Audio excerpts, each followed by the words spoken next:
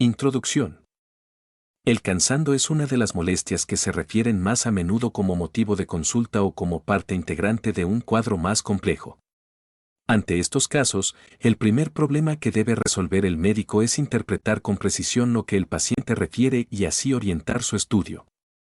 La descripción del cansancio, en cuanto condición subjetiva, compleja y mal localizada, se presta a errores conceptuales.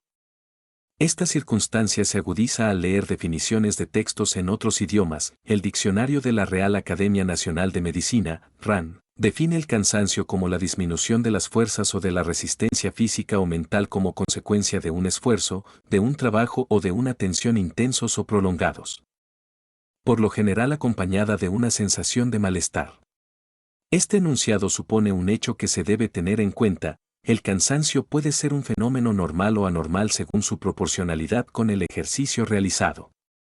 Fatiga es, como segunda acepción de la RAN, la disminución de la capacidad funcional de un nervio, de un órgano o de un aparato del organismo como consecuencia de su excesiva actividad previa, y, convalidando una confusión frecuente en el léxico de los pacientes.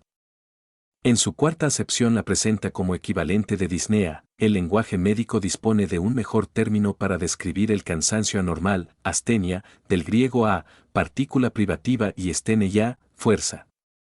Desde el punto de vista fisiológico, se puede considerar la fatiga como el cansancio que se produce después del esfuerzo y la astenia, como la misma sensación, pero antes de realizar esfuerzos. En la astenia pueden identificarse tres componentes que participan en grado variable según el caso.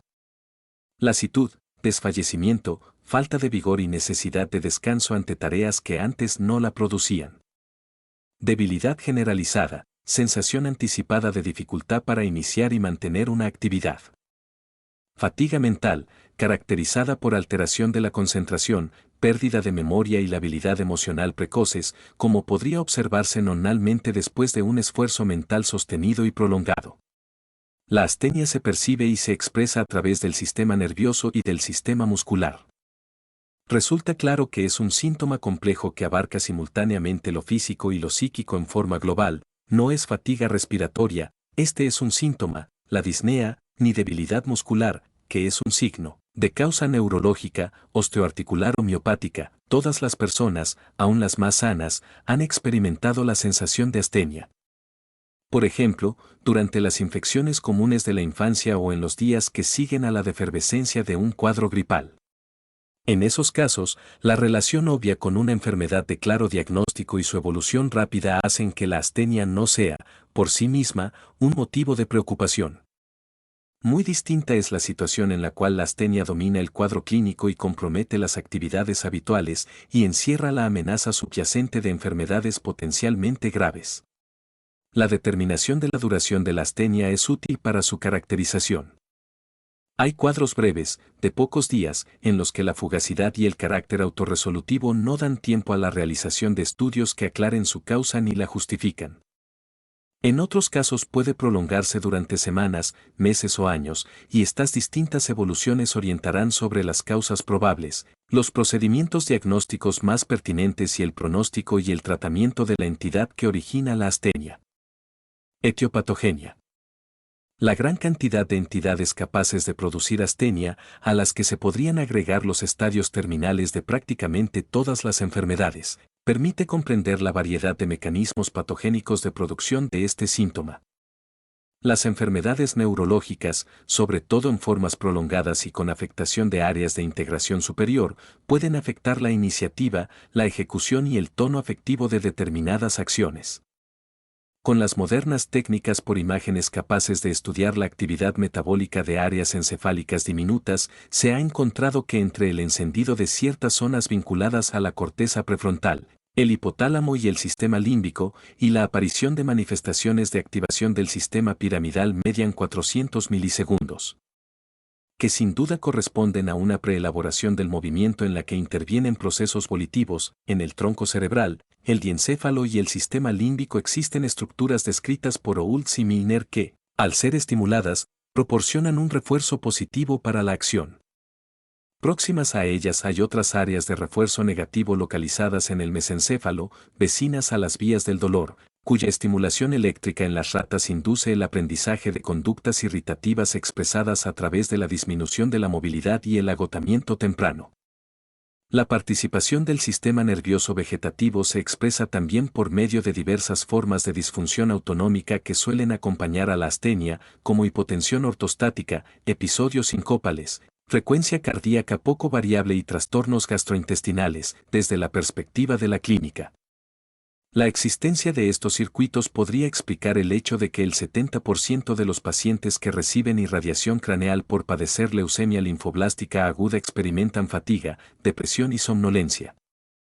Las enfermedades del sistema neuromuscular pueden manifestarse con astenia debido a alteraciones estructurales, funcionales en distintos niveles, inserciones musculares, músculos estriados, unión neuromuscular. Enfermedades de la placa, nervios periféricos, lesiones de la segunda motoneurona, vías corticoespinales, primera motoneurona. Ganglios basales, cerebelo, tronco y hemisferios cerebrales encargados de las funciones superiores vinculadas al tono afectivo y la voluntad. La miastenia grave tiene como manifestación cardinal el síntoma que le da el nombre. Es interesante destacar que esta enfermedad, si bien poco frecuente, tiene síntomas muy característicos y, sin embargo, es usual que medie un largo lapso, a veces años. Entre el comienzo de sus manifestaciones y el diagnóstico con el consiguiente tratamiento, las infecciones como las hepatitis en el periodo de estado y en la convalecencia, el llamado síndrome poshepatitis, las virosis respiratorias, la influenza, el COVID-19 y la mononucleosis tienen la astenia entre sus manifestaciones típicas. La endocarditis infecciosa, una enfermedad cuyo pronóstico empeora con la demora en el diagnóstico, cursa con múltiples manifestaciones inespecíficas, entre ellas, la astenia. La tuberculosis, sobre todo en sus formas posprimarias, se caracteriza por presentar astenia progresiva, cansancio fácil, dificultad intelectual de concentración, adelgazamiento con pérdida de masa muscular y palidez. La aparición de fiebre y otras manifestaciones del síndrome febril orientan hacia la sospecha de una patogenia infecciosa. Algo semejante ocurre con las enfermedades inflamatorias no infecciosas como las colagenopatías y la granulomatosis crónica. La desnutrición calórico-proteica primaria es una causa frecuente de astenia por la patogenia de la enfermedad y por el gran número de individuos afectados. El calificativo de primaria se refiere a que se debe a la falta de una ingesta adecuada de nutrientes y que no es un epifenómeno secundario de otra enfermedad. Ante un insuficiente aporte de calorías, el organismo recurre para la síntesis de glucosa, esencial para el metabolismo cerebral, a la gluconeogénesis, es decir, la síntesis de glucosa a partir de las proteínas. Dado que el músculo estriado es el principal reservorio de proteínas, en caso de prolongarse la situación carencial, que suele deberse a factores económico-sociales, la consecuencia obligada es la fusión muscular. La combinación de pérdida de masa y potencia muscular, junto con aspectos anímicos derivados de la situación de pobreza o miseria, desemboca en un cuadro complejo de astenia, inactividad, falta de iniciativa, deterioro cognitivo con dificultad progresiva para el aprendizaje y el desarrollo personal. La falta de descanso suficiente es causa de astenia de muy frecuente observación en los individuos con jornadas laborales prolongadas o de horarios cambiantes, como ocurre con los médicos residentes. Los miembros de las fuerzas de seguridad y los trabajadores que desarrollan actividades a distancia transoceánica por Internet con oficinas centrales ubicadas en Europa o en el sudeste asiático. De igual manera, los trastornos cualitativos o cuantitativos del sueño, incluidos los despertares inducidos por episodios reiteradas de apnea, pueden ser responsables del cansancio con somnolencia durante las actividades diurnas. El ejercicio excesivo puede ser causa de agotamiento y astenia cuando el trabajo impuesto no está de acuerdo con las posibilidades del paciente. Puede ocurrir, por ejemplo, en el entrenamiento deportivo mal controlado o en los pacientes con enfermedades crónicas que no ajustan su actividad a la capacidad funcional de cada periodo evolutivo. La falta de ejercicio físico que conduce a la atrofia muscular por falta de uso, junto con el incremento de peso por aumento de la masa grasa, constituye una sinergia que causa astenia al paciente por menor potencia muscular y mayor peso para transportar en todas las actividades diarias. La isquemia con hipoxia tisular de los cuadros de hipoperfusión como en la insuficiencia cardíaca crónica explica las manifestaciones musculares. Las enfermedades endocrino-metabólicas, sobre todo las de evolución crónica, actúan a través de las modificaciones bioquímicas y biofísicas que generan varias afecciones endocrinas, como la diabetes descompensada, el hipopituitarismo, los hipogonadismos, el hipotiroidismo o el hipertiroidismo. La insuficiencia suprarrenal crónica y el hiperparatiroidismo presentan astenia en su cuadro clínico típico. Un hecho interesante se observa con el déficit de hierro, que origina la anemia carencial más frecuente y uno de cuyos signos característicos es la astenia. Sin embargo, otras anemias de distinto mecanismo, y a veces de grado extremo, como puede verse en la talasemia, no presentan el síntoma. Quizá la explicación resida en el hecho de que el hierro, además de participar en la estructura de la hemoglobina, lo hace en la de otras metaloproteínas como la mioglobina, los citocromos, la catalasa, la peroxidasa, la santina oxidasa y la enzima mitocondrial glicerofosfato oxidasa. Las neoplasias, sobre todo en sus periodos avanzados, suelen provocar astenia y esta puede deberse a que el tumor consume nutrientes esenciales, lo cual conduce a un déficit crítico para el organismo huésped. Este mecanismo, aunque probado, explica solo en parte la astenia, por la desproporción entre el volumen tumoral y la masa muscular total. La patogenia más importante parece ser mediada por sustancias formadas por los tejidos del huésped en respuesta a estímulos provenientes del tumor, las interleucinas, IL-1 a 6, los interferones alfa, beta y gamma, el factor de necrosis tumoral, TNF, las linfocitotoxinas, los factores de crecimiento y de diferenciación de células hemopoyéticas, y los péptidos producidos por linfocitos, macrófagos, monocitos y varios parénquimas. La administración experimental de IL-2 y TNF, así como el uso terapéutico de interferón, producen un síndrome de debilidad general, anorexia y fatiga que remedan un cuadro gripal. Cabe señalar que solo una minoría de los pacientes oncológicos presentan una elevación plasmática del TNF u otras citocinas, lo que hace suponer la existencia de otros mecanismos patogénicos de importancia. Es probable que estos mecanismos de reacción ante tumores a los cuales se percibe como tejidos extraños al organismo sean compartidos por las enfermedades infecciosas y por las inflamatorias no infecciosas. Por ejemplo, se ha observado que los pacientes con paludismo y leishmaniasis, con intensa astenia y caquexia, presentan altas concentraciones séricas de TNF, probablemente producido por los macrófagos infectados por esos parásitos. La ubicación de algunos tumores, como los del tubo digestivo proximal, faringe, esófago y estómago, origina trastornos de la alimentación, con una desnutrición temprana y la consiguiente consunción muscular, que a nivel subjetivo se expresa como astenia. Menos comprensible es el cuadro de las pacientes con neoplasia de mama, sin metástasis y con una ingesta calórica, peso corporal y masa magra normales, que presentan claros signos de compromiso muscular como aumento de la producción de lactato, expresión del predominio del metabolismo anaerobio, atrofia de las fibras musculares blancas con menor fuerza de contracción, disminución de la velocidad de relajación y aumento de la fatiga muscular ante la estimulación eléctrica del aductor del pulgar.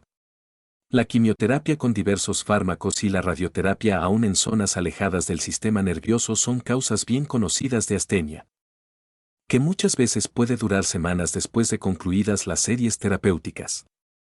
Diversos fármacos son responsables de producir astenia, como las benzodiazepinas, tanto durante su administración como al intentar suprimirlas.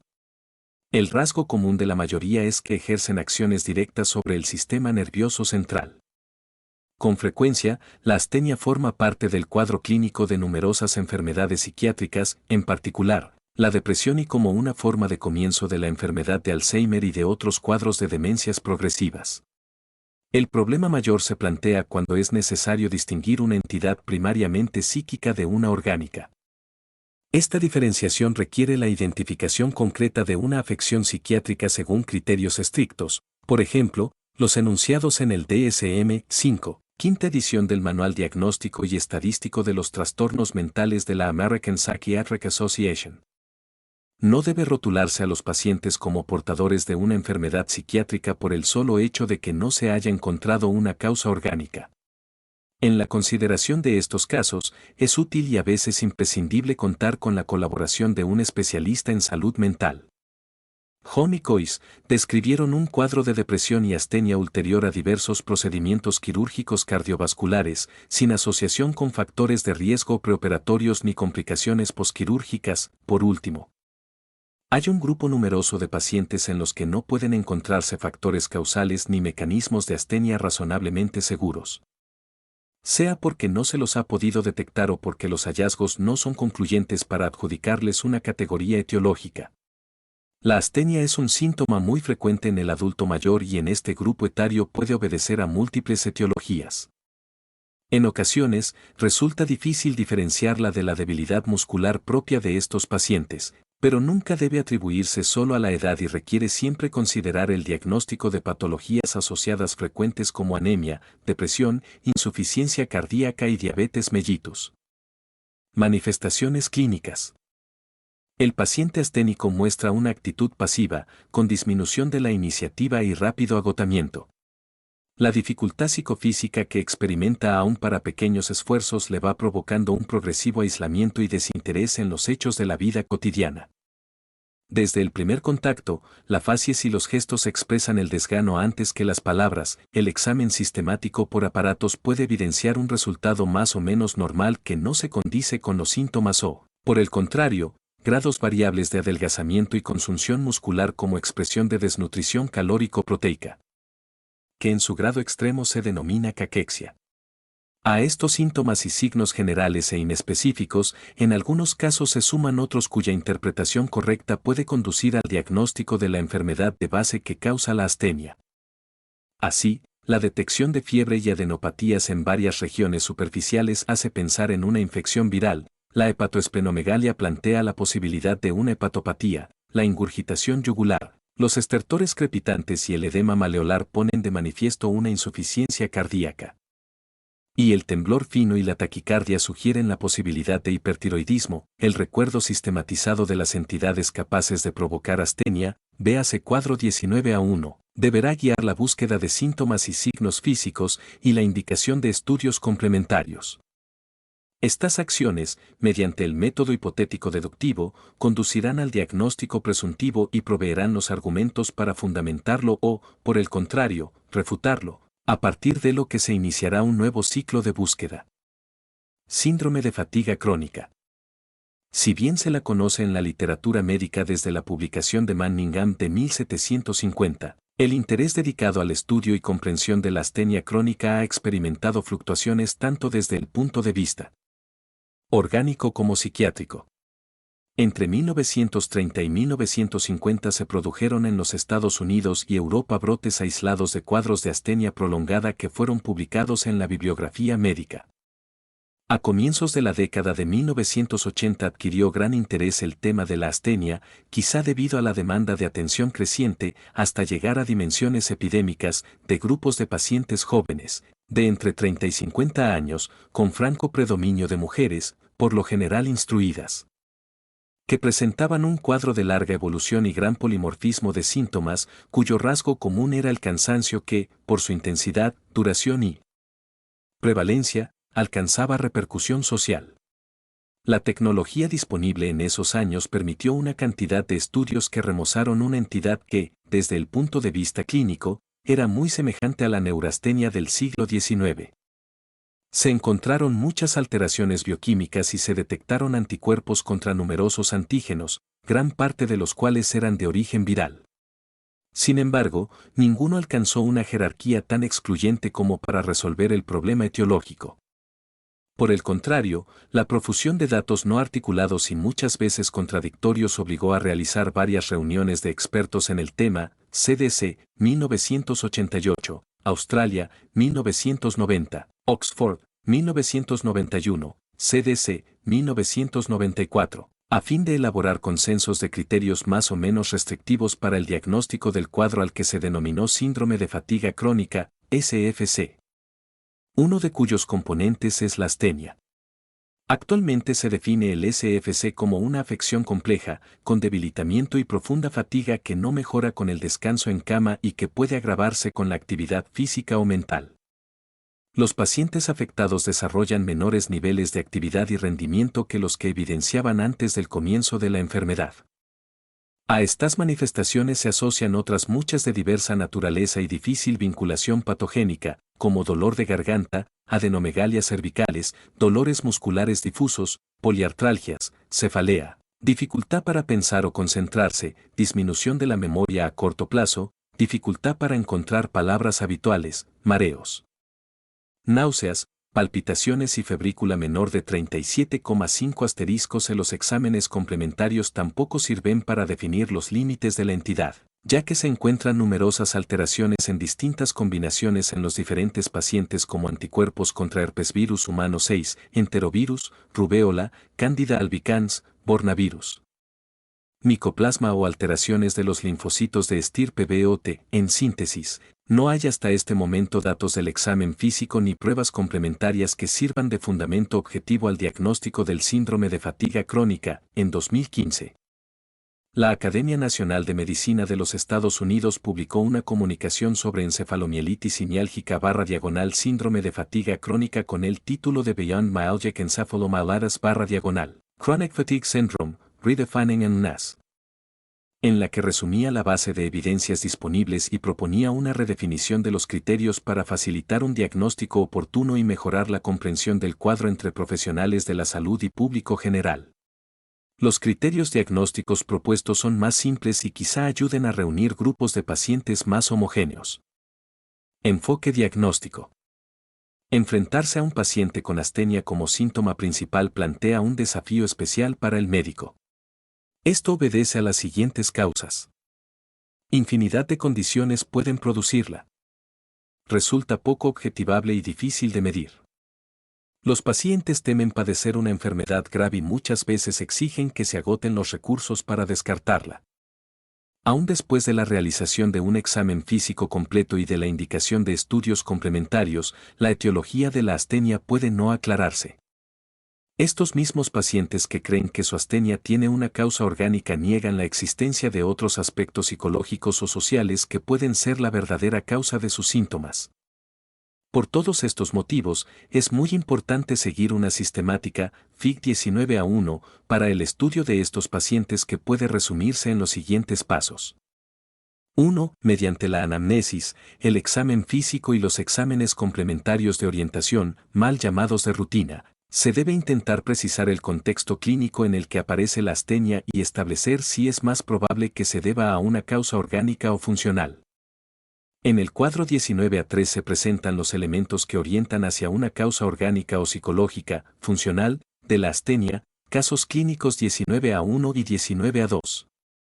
Una afección de evolución no muy prolongada, días, semanas o hasta 1 a 5 meses, con debilidad física y agotamiento de predominio vespertino, exacerbados por la actividad y aliviados por el sueño, con pérdida de peso no intencional, estado general comprometido y hallazgo de signos físicos anormales sugiere una causa orgánica de la astenia que deberá investigarse en forma exhaustiva. Por el contrario, una dificultad evidente para iniciar las actividades del día, que coincide con el agravamiento matutino de la astenia, con mejoramiento paulatino con el correr de las horas hasta llegar por la tarde a la normalidad casi absoluta, una evolución prolongada de más de 6 meses de duración, con un cortejo numeroso de síntomas concomitantes, cambiantes e inespecíficos, sin gran repercusión física a pesar de la duración. La clara vinculación con situaciones de tensión y la ausencia de hallazgos físicos que orienten respecto del compromiso de un determinado sistema orgánico hablan en favor de un trastorno funcional.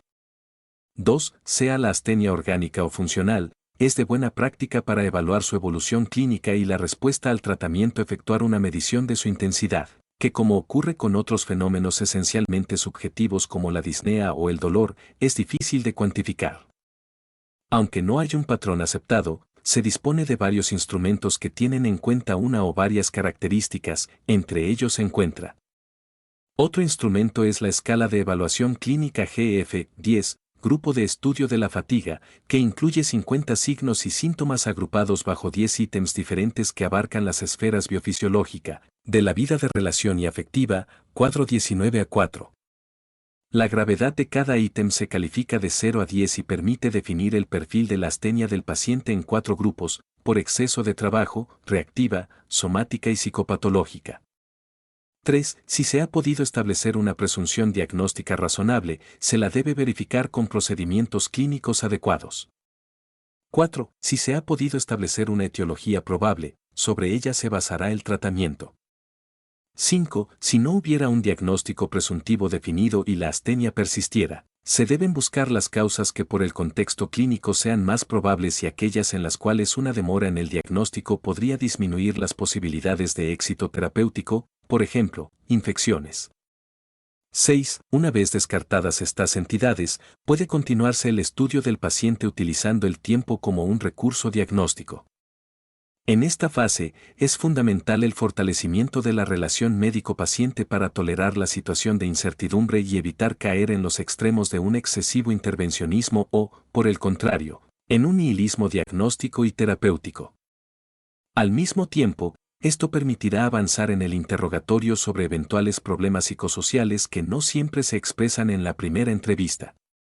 7. El paciente debe ser revaluado en forma periódica.